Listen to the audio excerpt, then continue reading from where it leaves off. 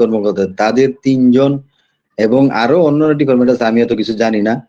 এখন আমার আজকে আপনাদের এই যে সাদেকুর রহমান রতন নামে একজন আছে, সাংস্কৃতিক ব্যক্তিত্ব এবং সে একজন সাংবাদিক, তার এই ফেসবুক পোস্ট থেকে আমি দেখলাম যে এই হরিলুটটা তারাই সে নিউজটা করলো আর কি। এখন আমার কথা হইলো, এখন তো নির্বাচিত কোনো সরকার নাই, তাহলে এখন লুটপাটটা করে কে? এখন তদারকি করার দায়িত্ব কার?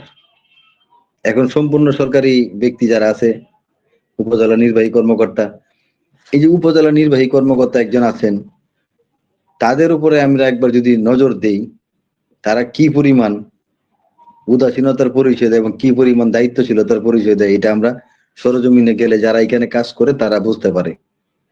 এখন উপজেলার নির্বাহী কর্মকর্তার আদেশ ছাড়া তো এই প্রকল্পের কাজটা আপনার হ্যান্ডওভার হয় নাই, টাকাটা বিলটা উঠাই নাই।